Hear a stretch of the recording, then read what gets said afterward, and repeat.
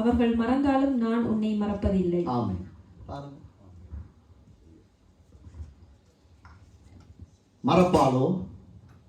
மறப்பாள். மறப்பாள். நிச்சயம் எத்தனையோ காரியங்களை நாங்கள் பார்க்கிறோம். அது நாங்கள் இந்த மற்றவர்களுடைய காரியத்தை பார்க்கும்போது எங்களோட சொந்த வாழ்க்கையை நாங்கள் ஆராயும் போது எத்தனை தடவை எங்கள் அம்மம்மார் எங்களை மறுதளிச்சிருக்காங்கன்றதை நாங்கள் ஞாபகப்படுத்தி ஆண்டவருக்கு நாங்கள் நன்றி சொல்லணும். ஏன் தெரியுமா? இந்த வார்த்தை எங்களுக்குள்ளே உறுதிப்பட்டிருக்கிறது. கர்த்தர் இந்த வார்த்தையை இந்த எழுதி வைத்ததுக்கு காரணம் எங்களை திடப்படுத்த. நாங்கள் சோர்ந்து போறதுக்கு இல்லை. இந்த உலகத்திலே முதல் உறவு யார் எங்களுக்கு? அம்மா. அதுக்கு பிறகுதான் அப்பா. நீங்க யாரையும் எடுத்துக்கொண்டுவோம், மிருகமா, நாய்க்குட்டியா, பூனைக்குட்டியா, முதலாவது தி பெஸ்ட் மம்மா, அம்மா. அவர் சொல்றார், மறந்தாலும் நான் உன்னை மறவேன். அப்படிப்பட்ட ஒரு நல்ல தகப்பன், அப்படிப்பட்ட ஒரு நல்ல தகப்பன். நாங்கள் கலங்க வேண்டியது அவசியமே இல்லை.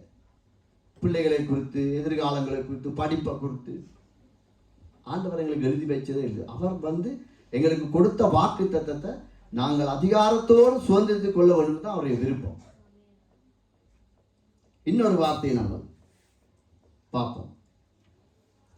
பழைய ஏற்பாட்டில் 939வது பக்கம்.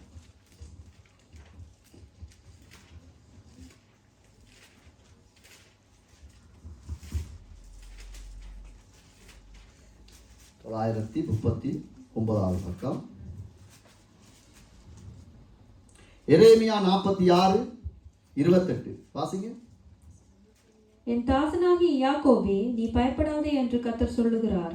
நான் உன்னுடனே இருக்கிறேன். உன்னை துரத்திவிட்ட எல்லா ஜாதிகளையும் நான் நிர்மூலமாக்குவேன். உன்னையோ நான் நிர்மூலமாக்காமல் உன்னை மட்டாய் தண்டிப்பேன். ஆனாலும் உன்னை நான் குற்றமில்லாமல் நீங்களாக்க விடுதலையாக்கினேன் என்றார். ஆமென். இந்த வசனத்தை வாசிக்கும் போது நாங்கள் எங்களோட பேரை போட்டு வாசித்தால் இன்னும் அது விசுவாசத்தை அதிகரிக்கும். எப்படி என்றால், நான் வாசிக்கிறேன். என் தாசனாகிய லெனின் குடும்பமே, நீ பயப்படாதே. அப்படி ஒவ்வொருத்தரும் வாசிக்கலாம்.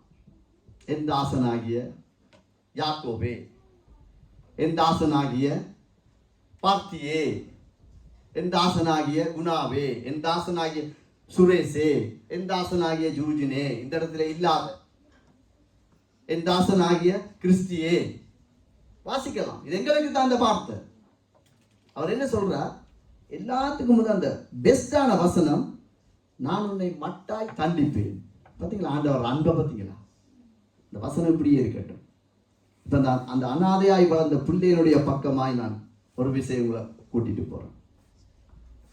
இந்த வாக்கு தத்தங்கள் இந்த தனிப்பட்ட மனுஷனுடைய வாழ்க்கையில எப்படி இடைப்பட்டது, அது முக்கியம்.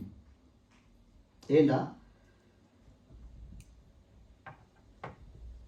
அவன் அப்படியே வளர்ந்து வரும்போது பசியை மாத்திரம் பார்த்தவன், சரியான உடுப்பு இருக்காது, எப்படியோ வாலிபனா வளர்ந்து ஓரளவுக்கு வந்து தன்னுடைய 23வது வயதுல தான் விரும்பினபடி பெண்ணை திருமணம் செய்கிறான். அது தாய்க்கும் விருப்பம் இல்லை, யாருக்கும் விருப்பம் இல்லை. திருமணம் செய்தாச்சு. அந்த வாலிபனுக்கு 23 வயசு, அந்த வாலிப பிள்ளைக்கு 18 வயது நிறைவாய் முடியும்.